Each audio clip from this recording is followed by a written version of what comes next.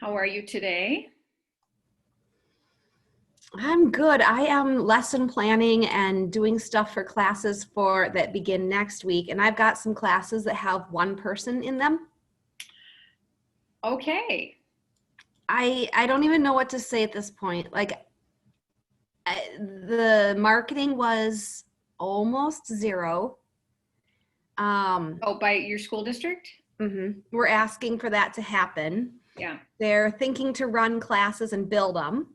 I don't think I mean, I'm happy to meet one-on-one with anyone at any time, Yeah. but I think that when people are signing up, they're signing up to be part of a group, and I'm looking to facilitate that process, Mhm. the diversity and the opinions and the perspectives and the experiences and all of those things that I want for our families to hear from one another. Mhm. Um, or it becomes, what research do I have and what opinion do you have and what's your experience, and I think I'm more compelled to share more of my own, Oh, yeah. which I don't usually do. Yeah. I will share a few, but I know over the years I have been told, like, where are you in it? Like, Nikki, share of yourself. Mhm. So I'm just I don't know. I mean, I'm going through the motions of creating what I would create for my groups, Mhm. having fun creating slides, but I don't know what to say. I'm having a tough time with this and what's going to be. And if the families drop, I would understand. That's not what I think I would drop. Mhm. I don't know.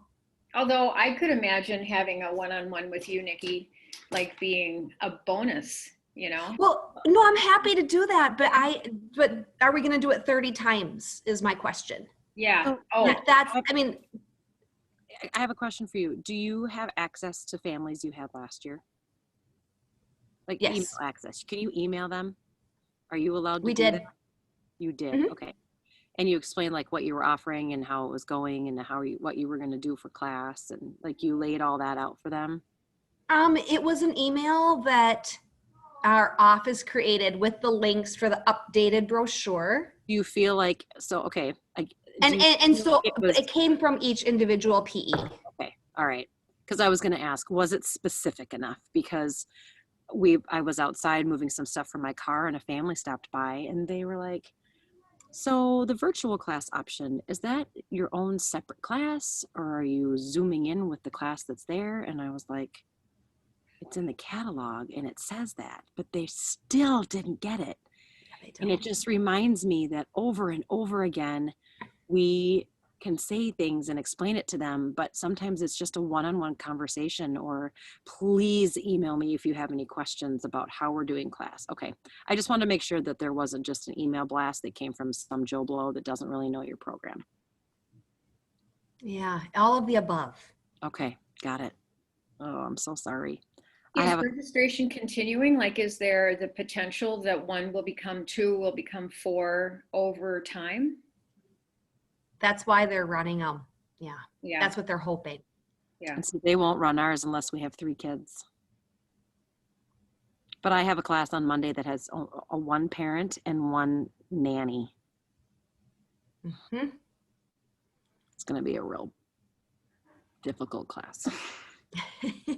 It's all of ours. I mean, it's all my classes that have like 2 people in them. We uh, we have ours. Some of ours are full with 6. Mhm. Oh, I'm so sorry. That Yeah. stinks. Well, if it makes you feel better, I have done 0 curriculum planning. I have made no copies. I have nothing because I've been helping with our outdoor stuff. So I've never been less prepared for a year before. But year 9, COVID, 2020. I mean, it's not an excuse, but I just, I got nothing. I have a list 18 miles long and I haven't done a darn thing on it. So, and I have a really busy weekend ahead. So don't know what I'm going to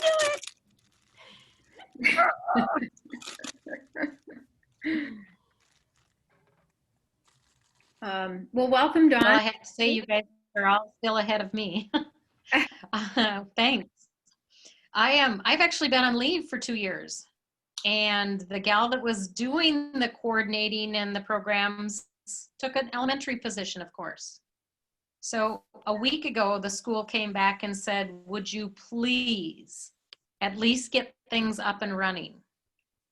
And so I'm trying to do that. And I'm still getting our school readiness programs, all the paperwork updated for our pathways, all of that. And then I said, I'm not even going to think about ECFE until that stuff is going. Mhm. I don't even know what to do. So Dawn, which school district are you in? we're in Foston. We're in the northwest corner of the state. Okay. And currently our stats are that elementary is in person and our high school is hybrid. Our elementary isn't going to do any type of hybrid. They're either going to be on site or at home distance. Mhm. The catch is my ECFE program is in the high school building. So I don't know if I should do virtual. That's what I would prefer to offer. Actually, I have told them I'll do this, but I'm caring for my parents and my disabled son right now. And so I am not doing anything in person. Yeah. And so if you find someone who will teach the class, I will help them, but I'm not doing anything in person myself. I don't know. Did the and so last spring, so you also have the kind of the disadvantage of not having your spring 2020 experience with families to know how it went for you, how it went for them, that kind of thing. Did they? I did talk to the gal who was in charge and she said it was okay. She would get 3 or 4 parents. But they kept asking, when are we going to be back in person? Mhm. We are currently living in an area that really believes that this is all hogwash and we should just all be in school. So if given the option, they would do all in person and no virtual. And we don't have a real option for doing things outside either. Yeah. So I just don't know what to do. Yeah. What district are you in, Dawn? Foston, in the northwest corner of the state. Okay. Man, that stinks. I'm Yeah. sorry. How about online resources? You know, just, I mean, are they, I mean, a lot of parents, even if they don't put the effort into attending, you know, like putting an hour into things, they're still needing information. They still need resources. They're still going to do Google searches for, you know, how-tos on potty training or, you know, feeding or nutrition or kids' activities or things like that. I mean, is there a way that if you can't do synchronous like this, is there a need that might be met? And maybe you guys already have this, so I don't want to assume otherwise. But a need that might be met to kind of put your energies into offering sort of an asynchronous space, sort of that it's you're using your school website or a Google site or something like that, and you're offering resources, or doing a discussion group. So again, it's kind of asynchronous where people aren't face-to-face, but you're posting a question and then people would respond. I mean, I know it really varies depending on the people that you have. Well, I think personally, I think that that's the stuff that I'm going to try. Even though I've been on leave for 2 years, I've maintained our early childhood Facebook page, and I try to get articles up there for families to think about and discuss. Oddly enough, the gal who was coordinating and doing parent ed would say it is uncanny because every time you did that, that happened to be our weekly topic and many parents had seen it. So I'm going to just continue to do that kind of thing. I know that's not what the district is looking for, but unless they step up and find somebody, I can't do it. And quite frankly, right now they have somebody who has a degree in, I think, ag business, Okay. teaching our fours program. The gal who was coordinating and doing, I know, the gal who was doing our coordinating, Very talented and skilled. the gal who did the coordinating last year was an elementary certified person, not kindergarten at all. And so again, they're willing to, they'll put anybody in place. And having designed and started the programs here, I'm a bit, well, I want them to be authentic. I want them to be the right thing. And so that's the only reason I said I would do this on a consultative basis, so that I can a little bit maybe try to make sure there's some integrity within the program. Yep. Yeah, and by by vetting what you put on Facebook, that allows you that authenticity, right? That gives you that expertise too of, I found this source that is a good source of information. It isn't hearsay, it's not opinion based, whatever. Maybe it represents a particular culture perspective that is valuable, or encourages a parent to sort of think reflectively and sort of the, Siegel parenting from the inside out kind of thing. But, it's at least you're behind it. Right. I mean, it's what you selected, even if it's not your words. That expertise in selecting that piece is a lot. Yeah. So I came here to hopefully get some encouragement and some direction. I think that for the ECFE program, what I plan to do, if they find somebody, I will help them do their lesson planning and things to make sure it's developmentally appropriate. But how do I do that in person when kids can't share things? I mean, how do you address that? Mm-hmm. Anyone? Kelly, I see you're with us today. You're probably maybe with, oh, there she is. Oh, okay. Hi. Making lunch. So Kelly, have you been able to hear the conversation so far? Yeah, I think for the most part I've been in and out, but. Did you hear, so, and Kelly, you do early childhood too, right? Yeah, parent ed. Yep. Oh, okay. So Dawn, can you rephrase your question, because we've got Nikki, Ellen, and Kelly back with us now. So, and they're going to be way more helpful to you than I am by myself. So. I'm coordinating the programs. I'm putting them together. I am not able to do face-to-face with families at this time. So if they find a teacher who's willing to, or a body who's willing to be in the room for ECFE classes, I will help them do the planning and those kind of things. But how are you able to do an in-person class when kids aren't able to share items?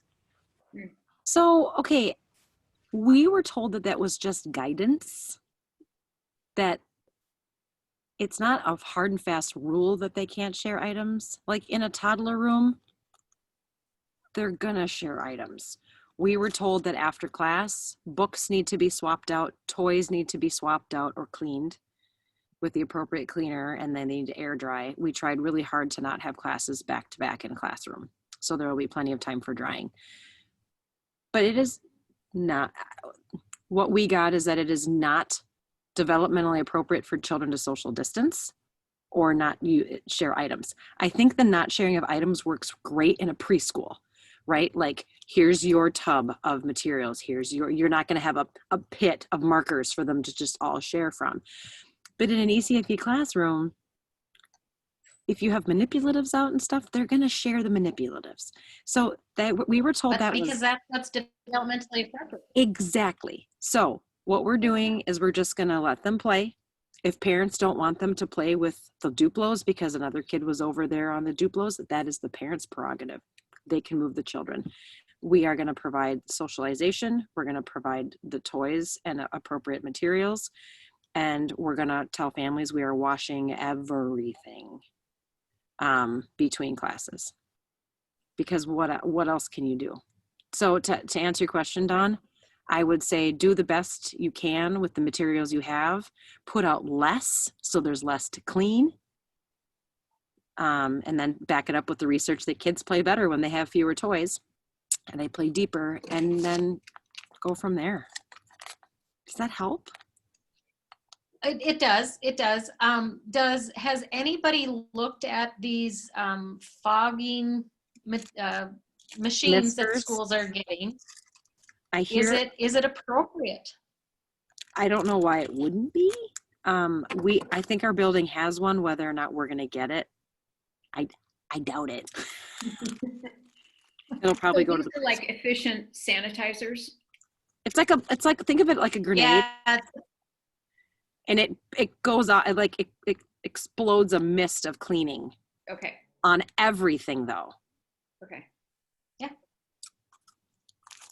I was just wondering if the chemical is safe.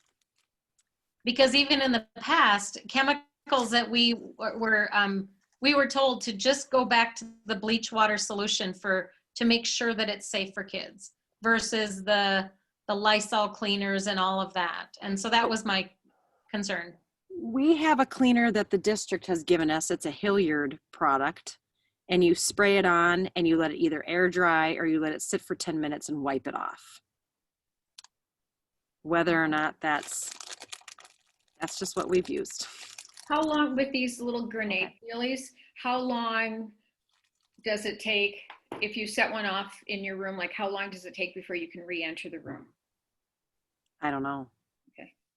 And the reason I ask is just, I know in a lot of educators talked about time, time between classes and time for time and that kind of thing.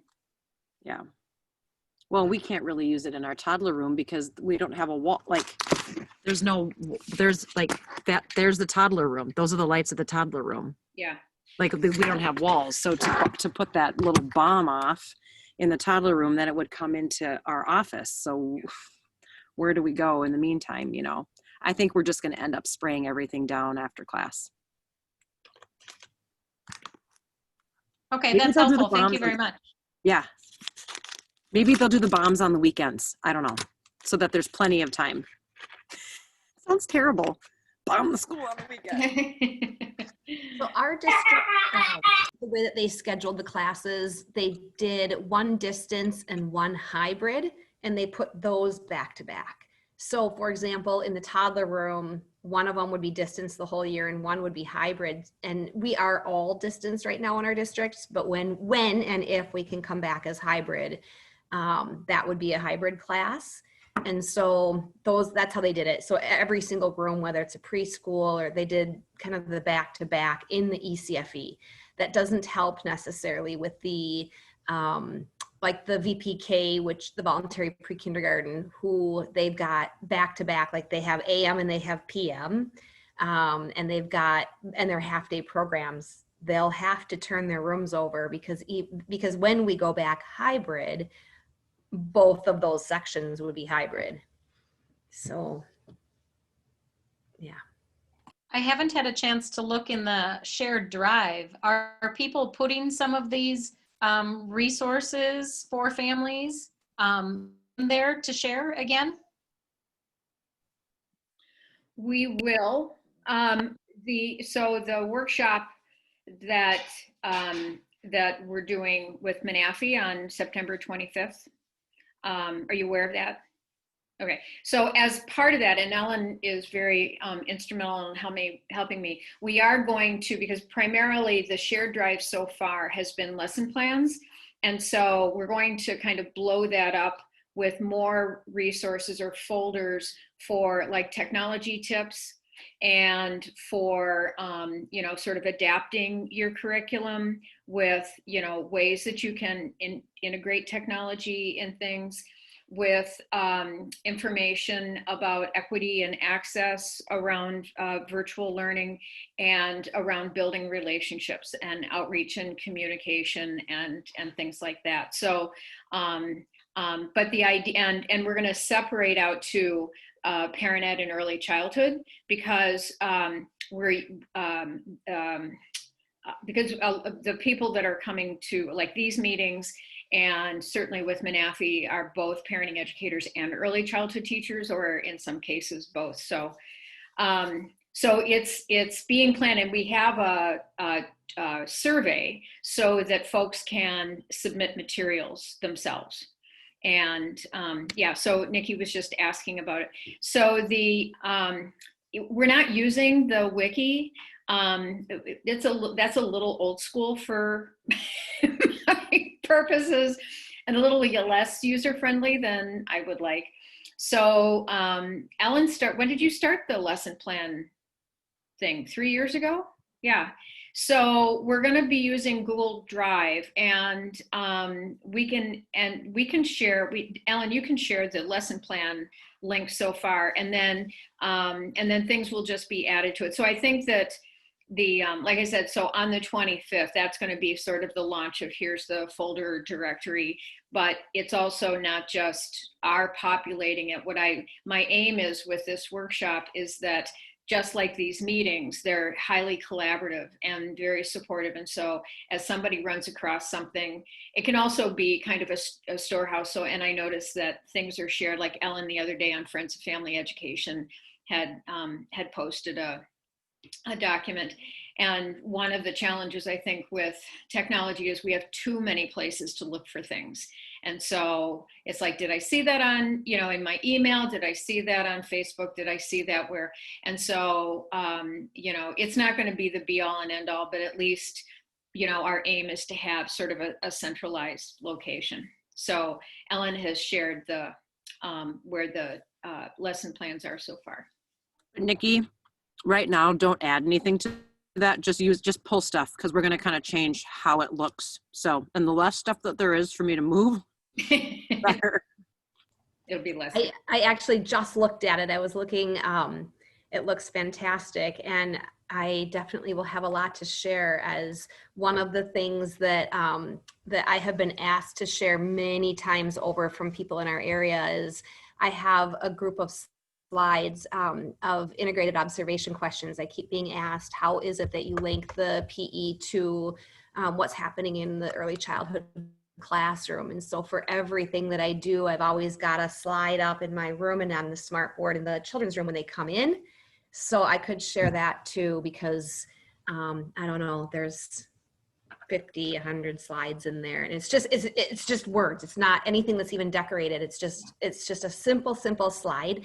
But it is that question that perhaps links all of those topics that you've got all of those folders for. It's just an integrated observation question folder. So when you're ready, I can contribute. And I would say that that's one of the biggest needs that we have is we almost can go, and maybe I see this with technology integration too, is that we're good at like deep content, and so we have like those materials, and then we have like deep content in the early childhood, but it's like those links across, or the links in parent-child interaction, and a lot of times it is just like, or like with a reflective dialogue, it's like, what are those 3 or 5 simple questions that just get people thinking, or asking themselves, that pull it together.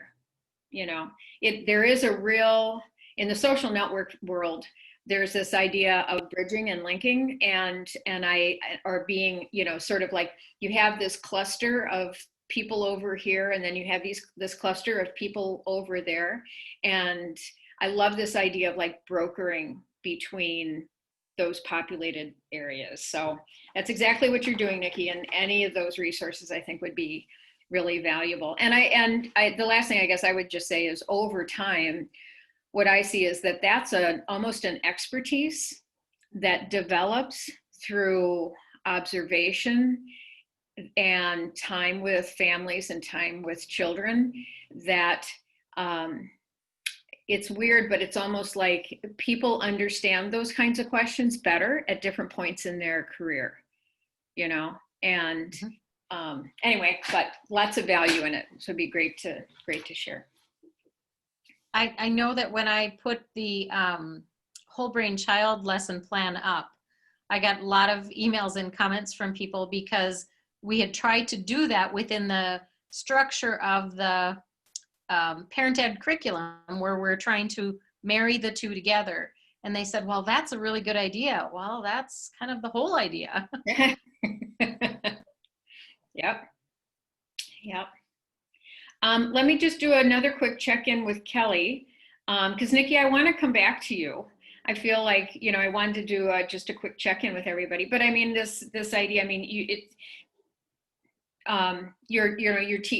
this change in situation for you to be addressing one person, and I just feel like it's still an area that you're needing some support on, and I don't want to move on and just ignore that. So let me do a quick check-in with Kelly. Kelly, is there anything that you'd like to ask to the group, or how your week is going?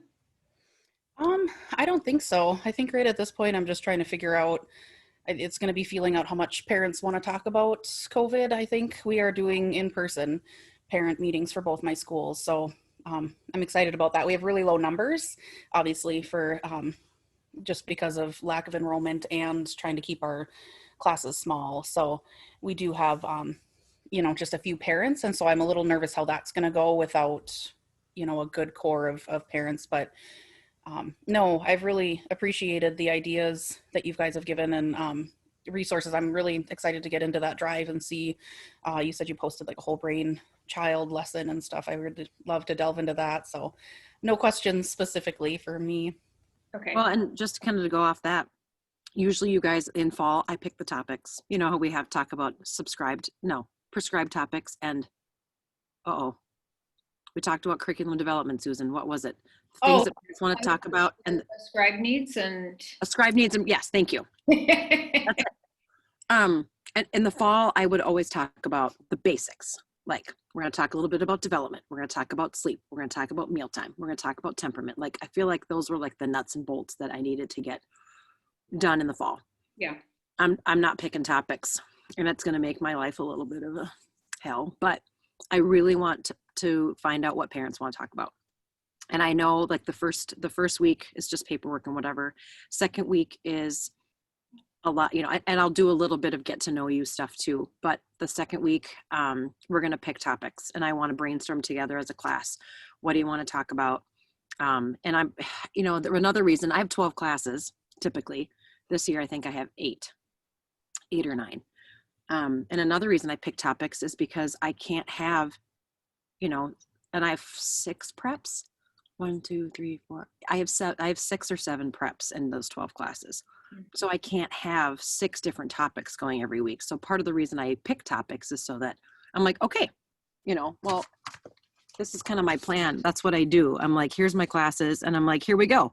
This is welcome week. And here I'm going to talk about sleep. And here I'm going to talk about, conscious discipline or whatever, you know what I mean? So down the list, but as the year goes on, things get a little gnarly, you know, trying to find a page where, you know, yeah, here's a week where like everything just kind of went to pot, right? And I've got 18 different, I don't know, is that backwards for you guys or is it forwards? No, we can see it. I mean, Okay. get the You know, so like in one week I was doing siblings and mealtime, and then I was doing brain development, and I was talking about colds and winter prep for my babies. So that it all, you know, anyway, but this year I think it's really, really important to like, what do you guys want to talk about? And I also prescribing self-care right off the bat. Like, what does self-care look like for you now? Because it is not going out with friends. It is not wandering around Target by yourself. That those are gone. So I really want to make sure that parents, and then I'm going to give them homework. Like, okay, you got a self-care idea here. Go home and try it. And that came from last week's discussion. So go listen to that if you haven't yet. It was really great. I don't remember whose idea that was, but it was really delightful. And I'm totally going to do it. Yeah, we had I think like 50 views of that video from last week. Yeah. I think it was telling people that it was lunchtime in Ellen's classroom that did it. No such fun today. Yeah. But yeah, I think it is really important to ask them what do they, maybe they need to talk about. Do they want to talk about COVID? Do they not want to talk about COVID? And you might have some that do and some that don't. But I had family meetings with both my kids' teachers. I have a 7th grader and a 9th grader this year. And we had family meetings this week. Northfield hasn't started school yet. And both of the family meetings were like, how are you? Mhm. Has COVID affected you personally? Are there any needs you have? And I think it's really important for us to make sure that we are connecting with parents and making sure, like, how has this affected you?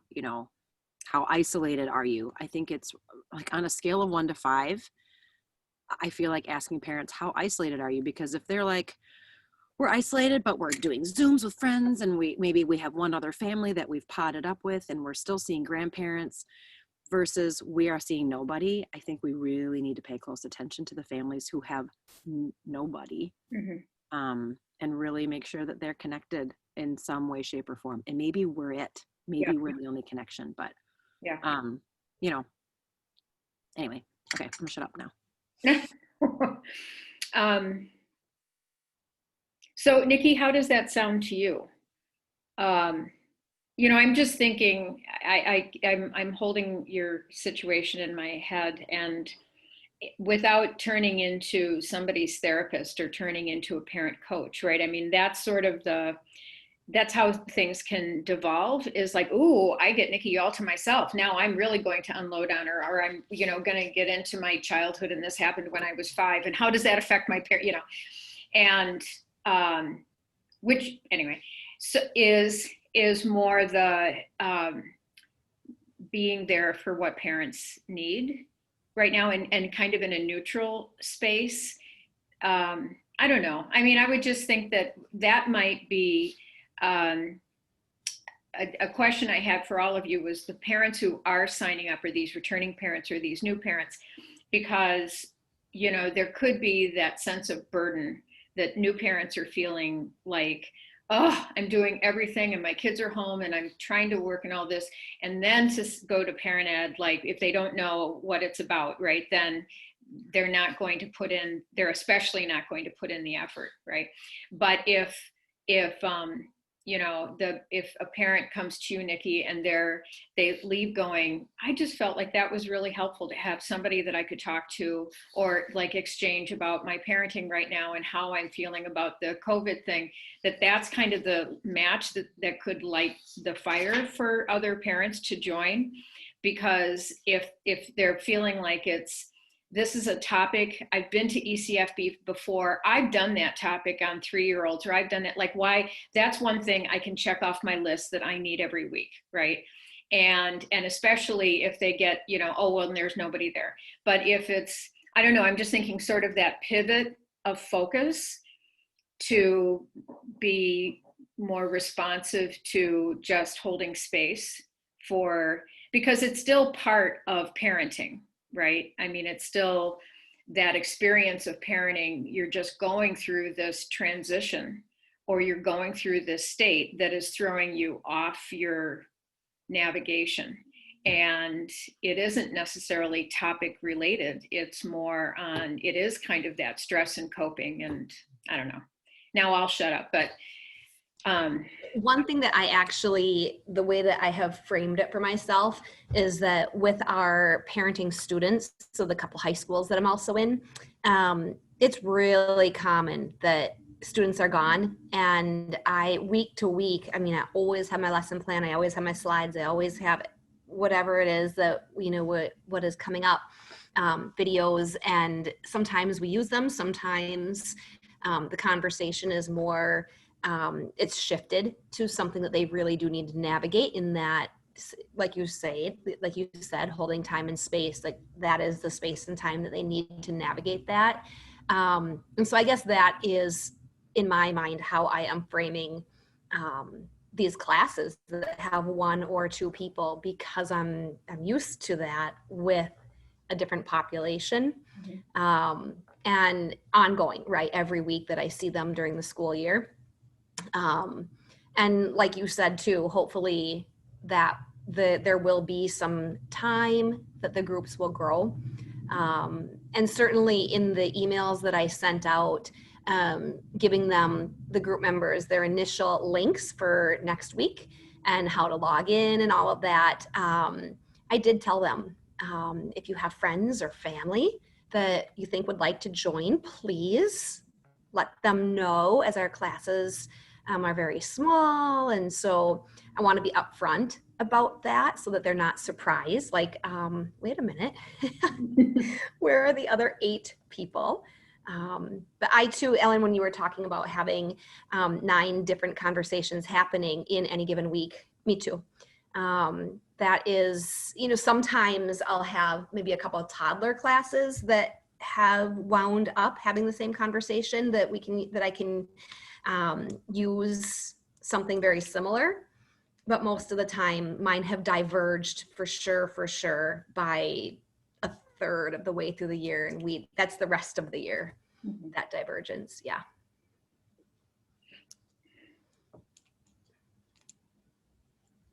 You know, and I would have to think too that people will, I have 2 thoughts. One is the value of consistency, right? Is that when people are going through, you know, stress and their world is really chaotic, you know, it's like what we do with children in attachment, right? Is to give them that sense of safe base, right? Of secure base. Like, well, you go off and explore, you go off and deal with that, but you always have a place to come back to.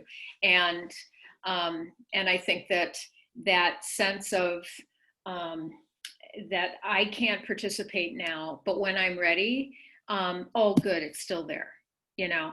And I say that not being a school district administrator, because I know financially that can be hard to do, and whatever kind of budget choices that can mean. But if it is more a matter of sort of sustaining our own selves with smaller classes or a different way of being or whatever for a while, I do believe that, you know, that sort of port in the storm for parents is incredibly helpful, right? That maybe it'll be mid-October or something when things are, you know, because it's such an unknown time for everyone, you know, like the university, just not being self-centered about this, but like the university has said the first 2 weeks there'll be no in-person classes. And I fully will expect that 2-week mark is going to hit and they're going to go, and we'll just continue that, right? Yeah. But I don't know, you know, and if I ask an administrator, like, they don't know, right? And that's fine, they don't. And so it's just such a crazy time that people are kind of, you know, dog paddling to kind of keep everything going. But when they do reach some sort of consistency, then going, oh, you know what I'd really like is to talk with my parenting group or whatever. It's just like, oh, and it's still there. It didn't go away, you know? So I don't know. I think that it's that sense of consistency, that it's still there for families when they need it, is a lifeline that can be offered, you know, like a little life preserver. And then that thing of the natural thing of what happens when people are going through chaos is you just immediately focus your energy on kind of survival. And then when you can step back, in fact, I was reading this thing about work and family balance yesterday, and they were just talking about sort of recovery. So going through a stressful period, and then that time of recovery can take longer and longer depending on the degree of the stressor. And so I think my biggest need is for you know, for you guys to kind of, how do you weather this storm and how do you stay consistent and present when it's no fun? You know, that's not the job you signed up for. That's not the job that you were expecting to do. And here you are.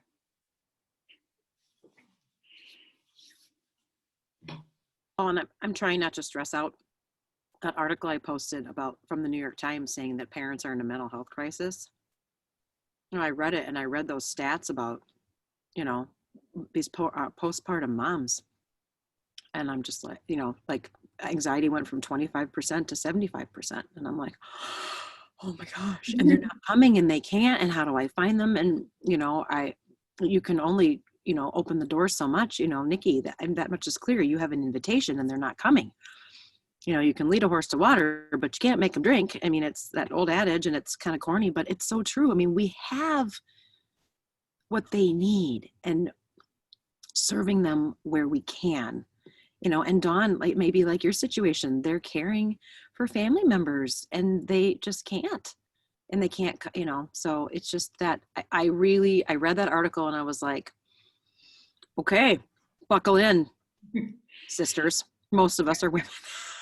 Buckle in, sisters, and mic down. And here we go. It's a little overwhelming to think that our job is going to be really big to take care of all of these parents in crisis. So what I'm wondering, I really appreciate, Susan, I really appreciate that, that perspective, because without knowing it, I think that's why I have agreed to do this, because I clearly know that we have families all over the spectrum. And I just feel like we need to have something there, some place there for them to at least connect to when and if they're ready. Mhm. And so if it's virtually, or if it's through emails, if it's through whatever it is, oddly enough, after doing this for 26 years in this small district, I can go to the grocery store and somebody will ask me a parenting thing, or now I'll be at the clinic and somebody will ask me. And that's great in a lot of ways, but not in other ways. But I do believe we do have a place. We are there for parents. And so that's, I think, why I, in the back of my mind, decided I needed to go forward with this again. good. Yeah. John, And, you've been hearing about oh, I'm sorry, Susan. oh, no, that's fine. I think, I was in my head because my brain is aging and it'll be gone in 30 seconds, is as I'm thinking about alternative technologies, there's also the thing of texting, the SMS messaging, and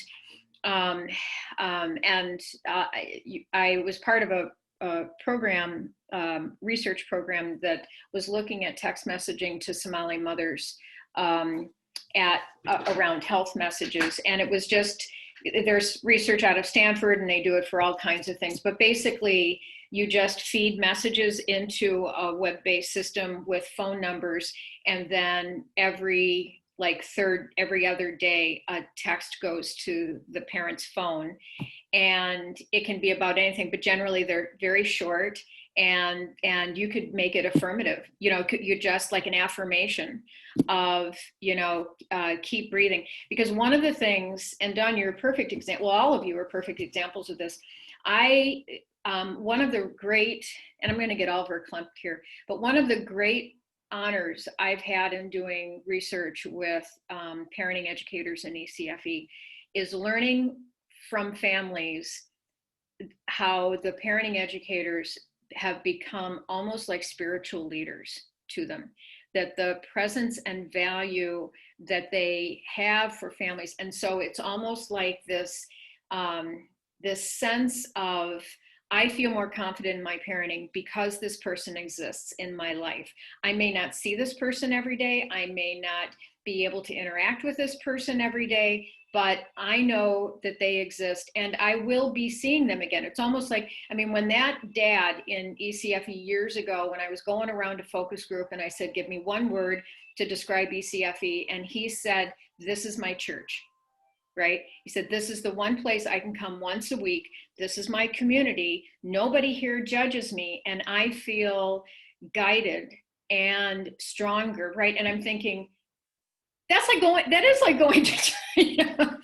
And he was identifying the teachers as in such glowing terms as being such a sense of resource for him that, and one point we were designing our technology, we were even sort of joking about having like a red panic button, so that parents could click it when they could send it, a text to the parenting educator, and it would be like, just tell me I'm a good parent. Just tell me I can get through this. Just tell me that I need to breathe, right?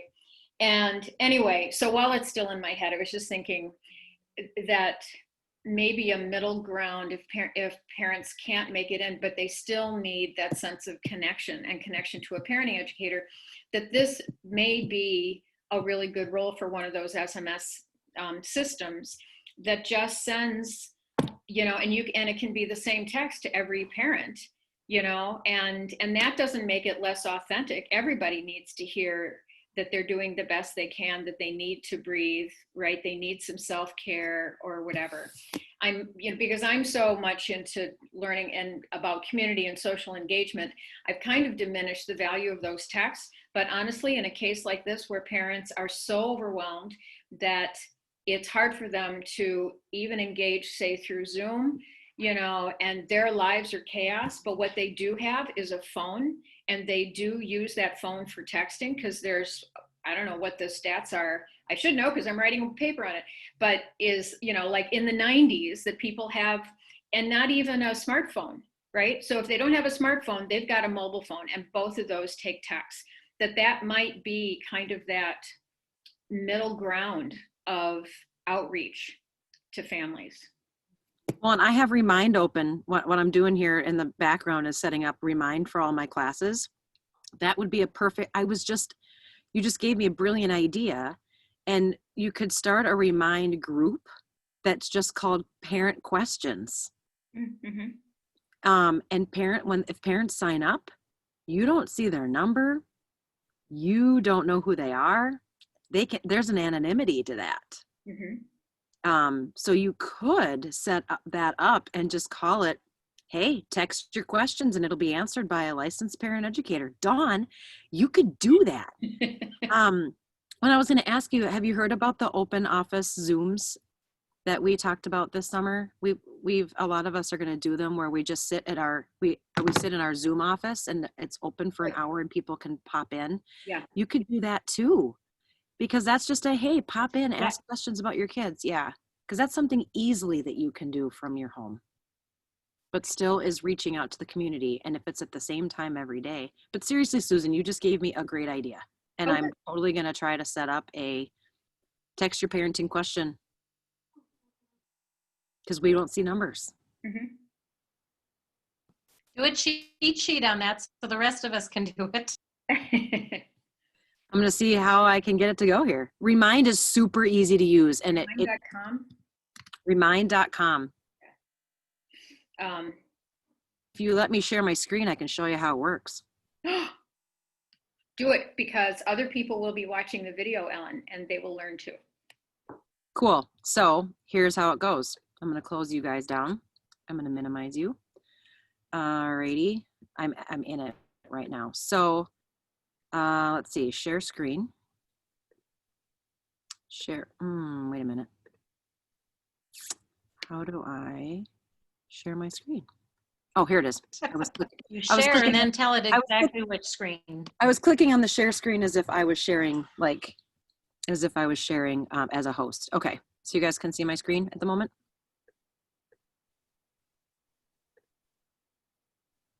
You can see me, yeah? Or my screen, I mean? Yep. Okay, Yep. so here's Remind, and you can connect it to your school email. So when I sign in through Google. I don't have a ton in here right now, but here is how I got moms who had babies at the hospital connected to the program. So I'm going to create a class, and I'm going to call it Monday Multi-Age. I'm just going to call it Monday Multi. So when you do a class code, of course it's unavailable. When you do a class code, this is what they text to the number 81010. So Monday ECFE. Hey, oh, that worked. Okay. Monday Multi. So I am affiliated with the school. I am affiliated with the school. The school doesn't have a, no, they added, oh, you guys, no, oh. Can I just say how mad I am that a lot of these services realized how popular they are and they started charging subscription fees and premium prices? I used to be able to have unlimited classes with this, and now I don't have a Remind plan. Oh my gosh. You've got to be joking me. Okay, well, if you have 6 or less. So here we go. Create. And then what you do is you, oh, they changed things around. This is not super helpful. Oh, here it is. When you want people to join your class, you go to,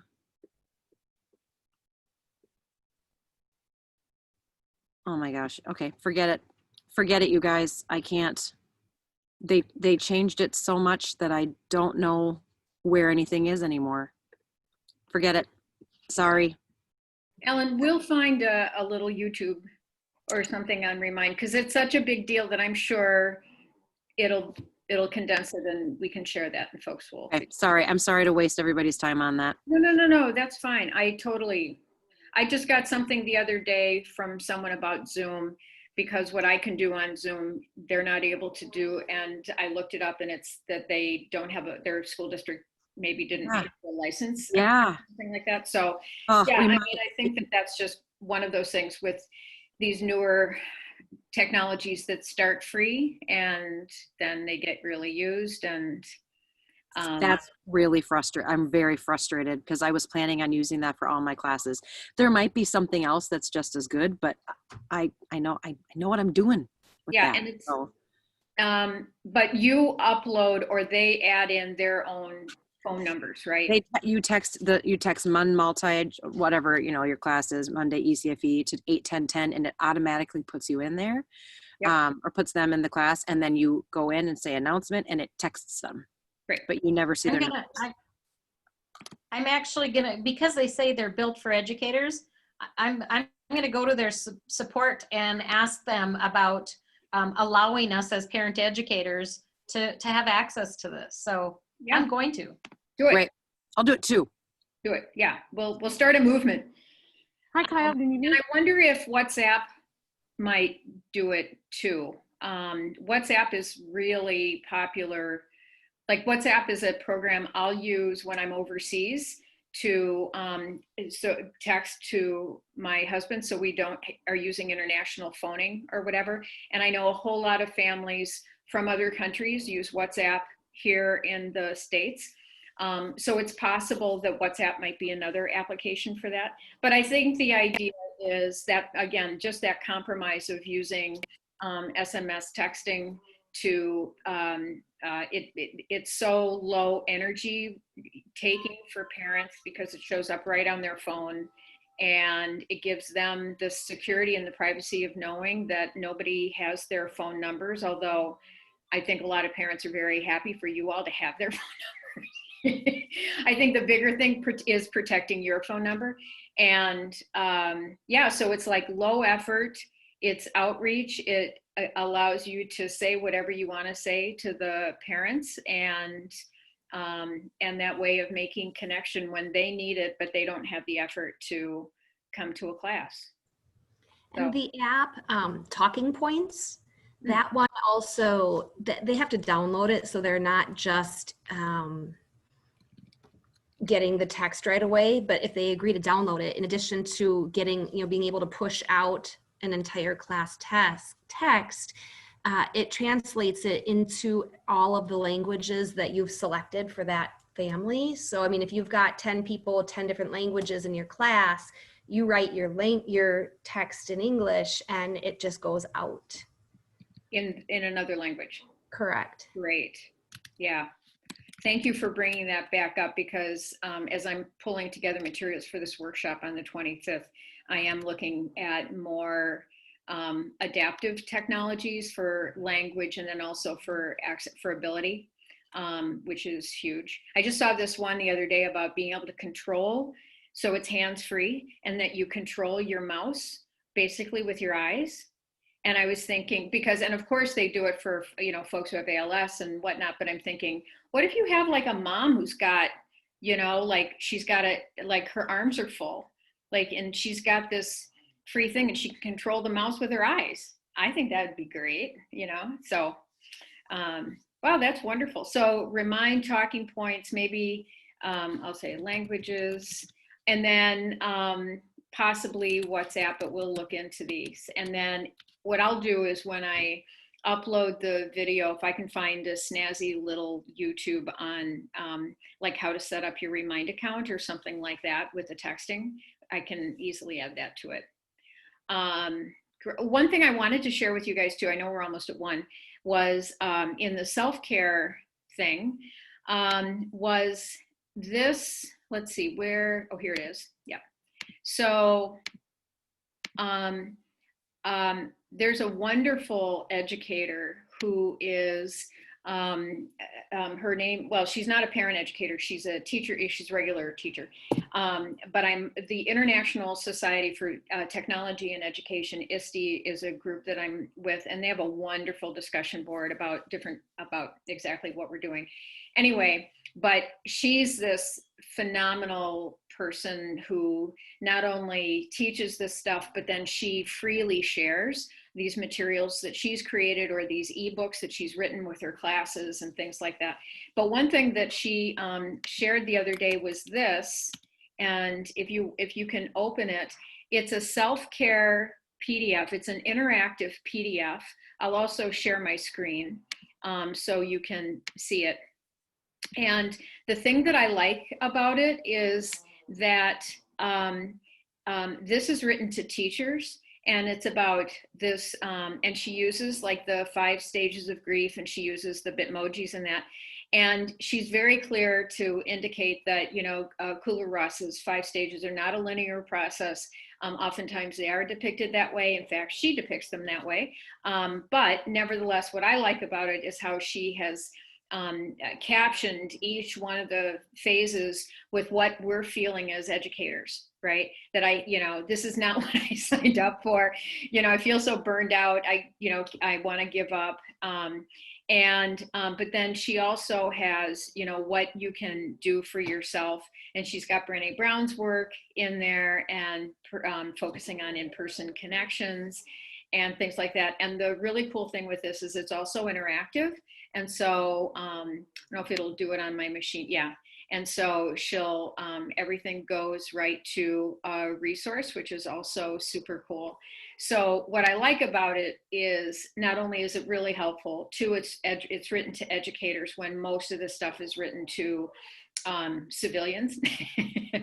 And 3, that it is interactive, and part of that interactivity is also citation, so that it will take you to that original source. So Dawn, like when we were talking earlier about your being able to put your expertise into vetting the materials that you would want to share with people, like you can do that in this way, right? And so you're also letting people know this isn't just something good to read, but this is, you know, somebody else wrote this stuff.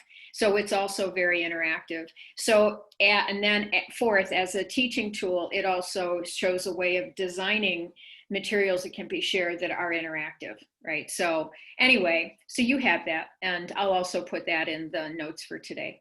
But I thought that was very cool, and want to make sure you had it. And remember, quite simply, you are awesome. All right. Wow, great conversation, everybody. Thank you so much. This revs my jets for tackling issues with Zoom. Thank you all. Thanks for everybody for being here today. Any final words, questions, things we can help you with before we shuffle off?